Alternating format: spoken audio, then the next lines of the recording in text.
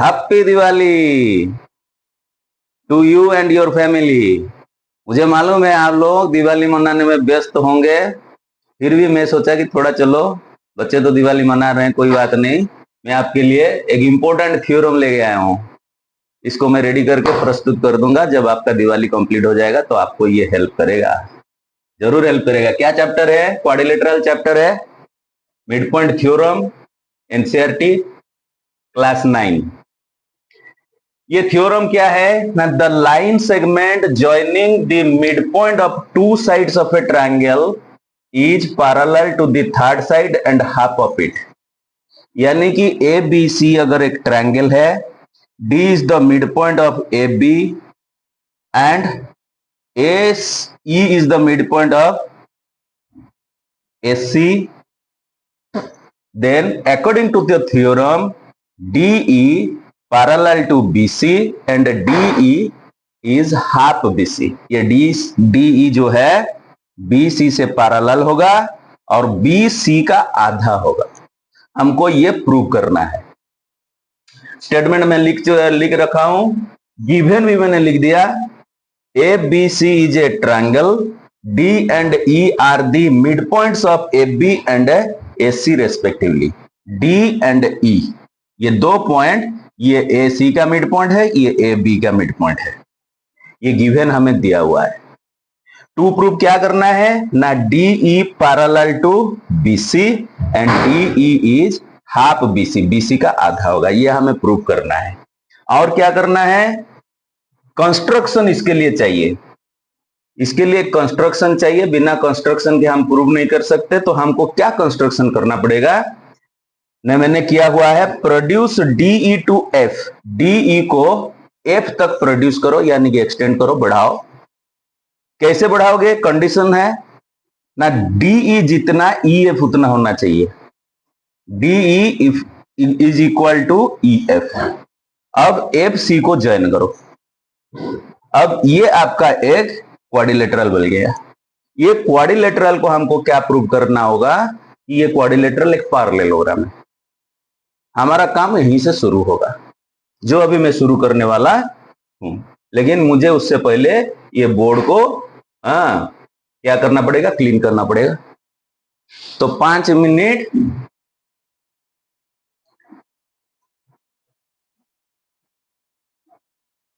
अब board clean हो चुका है। अब हम प्रूव करेंगे। तो मैं और एक बार ये फिगर ड्रॉ करता हूं आप लोगों के लिए।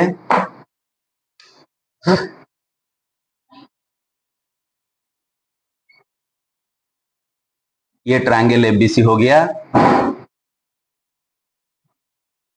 D is the midpoint of AB and E is the midpoint of AC।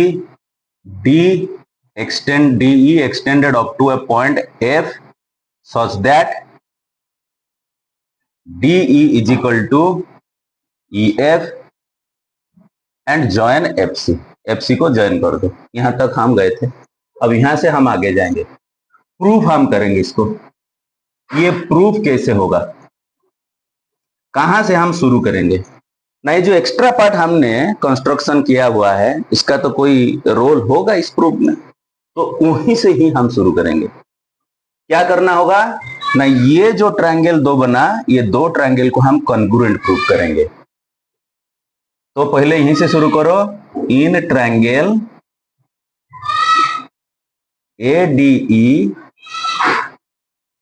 and triangle ADE and triangle CFE।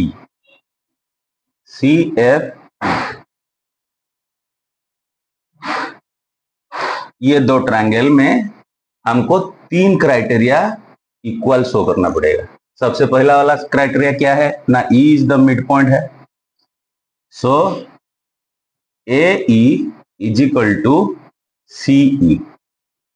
AE is equal to CE ये हमारे पास गिवन है, दिया हुआ है। अब देखो, जब कोई दो लाइन एक दूसरे को इंटरसेक्ट करते हैं तो वर्टिकली ऑपोजिट एंगल इक्वल होता है। तो ये जो दो एंगल है ये वर्टिकली ऑपोजिट है। कौन सा एंगल है ना, AED CEF। तो इसको लो, A E D angle is equal to C E F angle. क्या इसका रीजन है? वर्टिकली ऑपोजिट, ये वर्टिकली ऑपोजिट एंगल्स हैं। और क्या है थर्ड पॉइंट, थर्ड क्लू क्या है जो हमें दिया हुआ है ना? थ्रू कंस्ट्रक्शन हमने लिया हुआ है DE is equal to F E, DE is equal to F E, ये कंस्ट्रक्शन हमने किया हुआ है। अब ये तीन क्राइटेरिया के वजह से आपका ये दोनों ट्रायंगल क्या हो जाता है? देयरफॉर लिखिए triangle A D E congruent to triangle C F E. क्या क्राइटेरिया है ना? By S A S congruency, S A S congruency criterion के हिसाब से ये कॉन्ग्रुएंट हो गया। अब अगर ये कॉन्ग्रुएंट हो गया तो हमें CPCT corresponding part of congruent triangle में क्या क्या लेना होगा ना? सबसे पहले हम लेंगे ये ट्रायंगल का एडी ये साइड, ये ट्रायंगल का एफसी ये साइड के साथ इक्वल होगा। तो लिखेंगे therefore AD equal to FC by CPCT. And और क्या लेंगे ना? देखो ये ट्रायंगल का ये एंगल, ये ट्रायंगल का ये एंगल के साथ समान हो जाएगा। And angle A D E is equal to angle C F E, ये भी by CPCT, corresponding part of congruent triangle. अब हमें ये दो क्लू मिल गया, उसके बाद हम आगे बढ़ेंगे।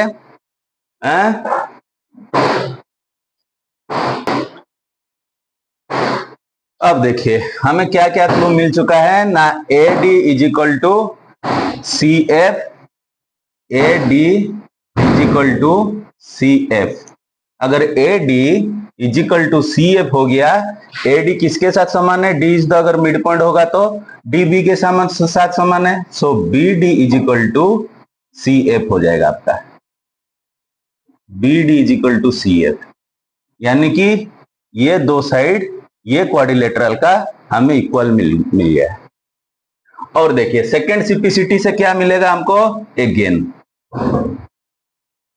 क्या मिल रहा है ना? A D E angle is equal to A C F E angle.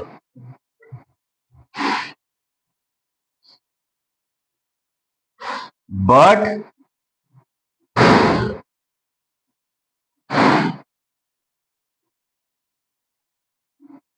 alternate interior angles are equal। Alternate interior angles कैसे हो रहा है ये ना? अगर ये पैरेलल टू ये अल्टरनेट इंटीरियर एंगल अगर ये हो गया, ये ट्रांसवर्सल हो जाएगा और ये दो लाइन पैरेलल लाइंस हो जाएंगे। तो क्योंकि ये दोनों इक्वल तो alternate interior angles are equal. So हम क्या लिखेंगे ना? A D parallel to C F. Alternate interior angle समान हो गया, so A D is equal to C F. लेकिन ए डी किसके साथ समान है ना? बी डी के साथ समान है। तो इसको हम अगर ए डी को चेंज कर देंगे, बी डी रिप्लेस कर देंगे तो क्या हो जाएगा? B D parallel to C F. अब ये हम पैरेलल मिल गया। अब क्वाड्रिलेटरल का प्रॉपर्टी के हिसाब से कोई भी क्वाड्रिलेटरल का ऑपोजिट साइड्स अगर इक्वल एंड पैरेलल हो जाए तो वो क्वाड्रिलेटरल आप लोगों का पैरेललोग्राम होगा। समझ में आया? तो हम अब कैसे आगे प्रोसीड करेंगे ना? According to the properties of quadrilateral,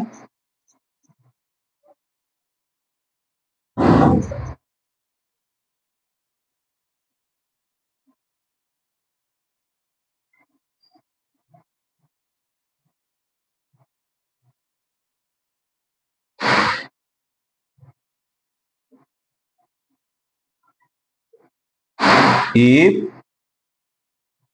one pair of opposite sides is equal and parallel, then the quadrilateral is a parallelogram. Therefore, BCFD is a parallelogram. BCFD is a parallelogram. So BCFD अभी parallelogram हो गया. अगर ये parallelogram हो गया तो क्या होगा, जो दूसरा अपोजिट साइड है दैट इज इंप्लाइज दैट क्या होगा ना, DF is equal to BC होगा and DF is parallel to BC होगा. Opposite sides are equal and parallel, so DF, ये F को थोड़ा कायदा में लिखना पड़ेगा नहीं तो आपको समझ में नहीं आएगा. DF equal to BC and DF parallel to BC. अगर DF parallel to BC and equal to BC हो गया तो क्या होगा, now DF equal to BC. अब DF जो है DE प्लस EF है, DE plus EF equal to BC, but E is the mid point है, हुआ कि नहीं. सो मिड पॉइंट है, ये दोनों इक्वल है तो ये मिड पॉइंट है, तो हम DE को क्या कर सकते हैं, रिपीट लिख सकते हैं, इसको रिप्लेस कर देंगे. DE plus DE is equal to BC. अब दोनों को ऐड करेंगे तो क्या मिलेगा हमें, 2DE implies that 2DE equal to BC implies that DE is equal to half BC. ये DE हमें हाफ BC मिल गया, हाँ, और ये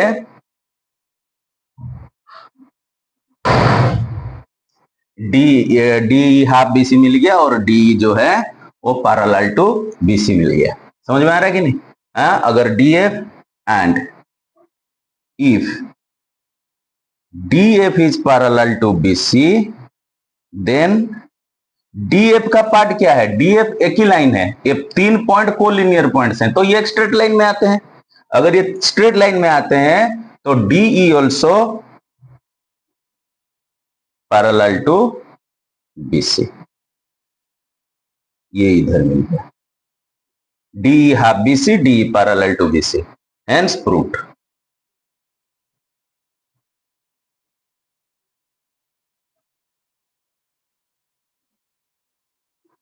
ये आपके लिए रेडी हो गया मिड पॉइंट थ्योरम.